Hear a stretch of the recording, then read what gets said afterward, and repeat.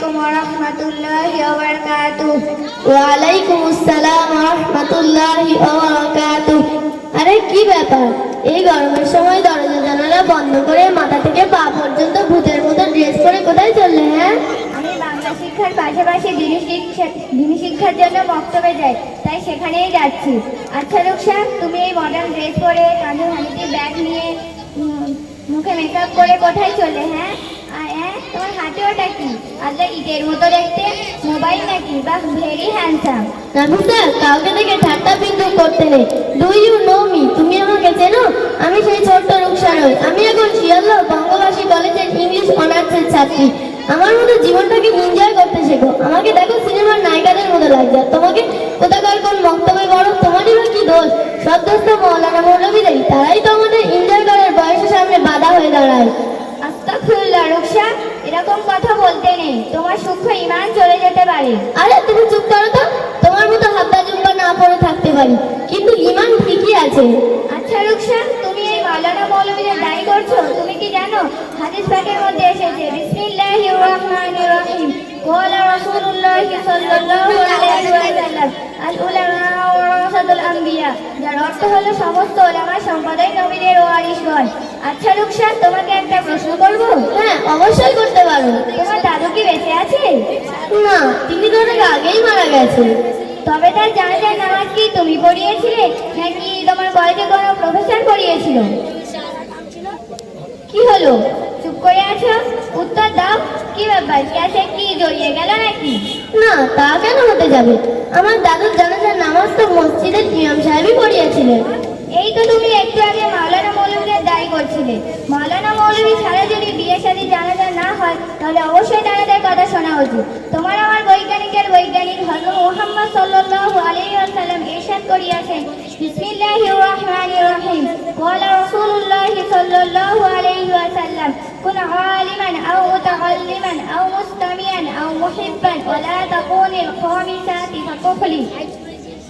যার অর্থ হলো তুমি আলেম হও অথবা তালিবে ইলম হও অথবা শুনলে আলা হও অথবা আলেমদেরকে ভালোবাসো, পঞ্চম প্রকার হরিও না, নতুবা ধ্বংস হয়ে যাবে। আচ্ছা রুকসা, তোমাকে একটা প্রশ্ন করব? হ্যাঁ, অবশ্যই করতে পারো। আচ্ছা বলো তো, প্রথম কালেমা কি? এই আর পারবো না, এ তো আমি সব বন্ধ করেই বলে দেবো। বলছি শোনো, প্রথম কালেমা লা ইলাহা, লা ইলাহা কি যেন একটা, লা ইলাহা ইল্লা আনতা সুবহানাকা ইন্নী কুনতু মিনাজ জালিমিন।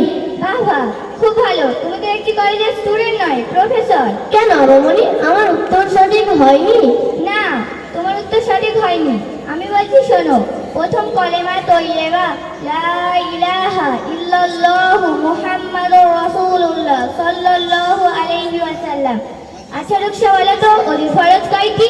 এই আর পারবো না, এ তো আমার বাঁ হাতেরই খেল। বলছি শোনো, ওজুর ফরজ 8টি। কুল্লি করা, নাকে পানি দেওয়া, মুখ ধোয়া, 4 হাত পা ধোয়া, ইত্যাদি ইত্যাদি। আর কত বলবো? তুমি একজন মুসলিম নারী হয়ে ইসলামের বিধিবিধান কিছুই জানো না? আমি বলছি শোনো, ওজুর ফরজ 4টি। 1 নাম্বার মুখমণ্ডল ধৌত করা, 2 নাম্বার হাতের কুনি সহ ধৌত করা, 3 নাম্বার মাথা 4 ভাগের 1 ভাগ মাসওয়া করা, 4 নাম্বার পায়ের গোড়ালি পর্যন্ত ধৌত করা। আচ্ছা থাক থাক, অনেক হয়েছে, আমার হাতে সময় নেই, এখন চলি, পরে কথা হবে। রুকসা, তুমি এত ব্যস্ততার সহিত যাচ্ছ কোথায়? না থাক, ও আর শোনে না। আরে বলো না, কোথায় যাচ্ছ? ওই একটু হামিলা বাবুদের বাড়ির স্বনির্ভর গোষ্ঠী দলের লোন চলছে, তাই সেখানে টাকা জমা দিতে যাচ্ছি। আস্তাগফিরুল্লাহ আস্তাগফিরুল্লাহ, এই সমস্ত কাজ তো একেবারেই হারাম। সুদ নেওয়া, বন্ধক নেওয়া, লটারি, গ্রুপ লোন নেওয়া একেবারেই হারাম এবং নাজায়েজ কাজ। হারাম নাজায়েজ সেটা আবার কি? খায় না মাখে? হারাম খায়ও না, মাখেও না। হারাম ও নাজায়েজ কি জিনিস তুমি জানো না? তবে শোনো, হারাম শব্দটি আরবি ভাষা থেকে এসেছে। ইসলামের শরিয়াতে হারাম এমন কোনো কাজ, বস্তু বা আচরণকে বোঝায় যা কোরআন ও সহিহ হাদিস দ্বারা স্পষ্টভাবে নিষিদ্ধ করা হয়েছে। কোরআন ও সহিহ হাদিসের মধ্যে হারামের প্রমাণ দেখো। সূরা বাকারার মধ্যে আল্লাহ তাআলা ঘোষণা করেছেন বিসমিল্লাহির রহমানির রহিম আহাল্লাল্লাহুল বাই'a ওয়া হারামা রিবা, যার অর্থ হলো আল্লাহ তাআলা ব্যবসাকে হালাল করেছে এবং সুদকে হারাম করেছে। তাহলে আবামনি, আমি তো এতদিন ভুল পথে ছিলাম। রুকসা, তুমি এই শনিবার গোষ্ঠী দলে লোন নিচ্ছ তো, এতে তোমার কোনো উপকার হয়েছে? আরে না, উপকার তো দূরের কথা, শুধু ক্ষতি আর ক্ষতি হয়েই চলেছে। কি ক্ষতি হয়েছে তবে শুনি একটু? আমাদের একটা বড় কারখানা ছিল, সেটাও বন্ধ হয়ে গিয়েছে। দুটো দোকান ছিল সেটাও বন্ধ হয়ে গিয়েছে। আর জানো আমাদের বাড়ি সবসময় অসুস্থ আর অসুস্থ। আর জানো আমাদের লোকটা না শুধু ঠ্যাঙের ওপর ঠ্যাং তুলে দিয়ে খায় আর ঘুমায়, কোনো কাজই করে না। তাহলে বোন রুকসান, বুঝতে পারলে তো, হারাম জিনিসে কোনো বরকত হয় না। তুমি যদি সর্বরকম হারাম থেকে বেঁচে থাকতে চাও তাহলে সুদ, লোন, বন্ধন ছেড়ে দাও। আচ্ছা বৌনি, তাহলে তো আমি এতদিন ভুল বলেছিলাম। তুমি আমার অন্ধকার পথ থেকে আলোর পথ দেখালে। আমি আজ এই সবার সামনে বন্ধনের বই ছুঁড়ে ফেলে দিলাম, আর কখনো এমন খারাপ কাজে লিপ্ত হব না। তাহলে বোন বুঝতে পারলে তো, হারাম জিনিসে কোনো বরকত হয় না। তুমি যদি সর্বরকম হারাম থেকে বেঁচে থাকতে চাও তাহলে সুদ, লোন, বন্ধন ছেড়ে দাও। তাহলে এখন আমি কি করব? আস্তাগফিরুল্লাহ পড়ে নাও। আস্তাগফিরুল্লাহ রাব্বি মিন কুল্লি আস্তাগফিরুল্লাহ রাব্বি মিন কুল্লি জামবি ওয়া ওয়া আতুবু ইলাইহি আতুবু ইলাইহি ওয়ালা হাওলা ওয়ালা কুওয়াতা ইল্লা ইল্লা বিল্লাহি বিল্লাহিল আলিয়্যিল আযীম। আলিয়ুল আজিম। আচ্ছা বৌনি, তুমি এত সুন্দর সুন্দর কথা কোথা থেকে শিখেছো? আমাকে সেখানে নিয়ে যাবে?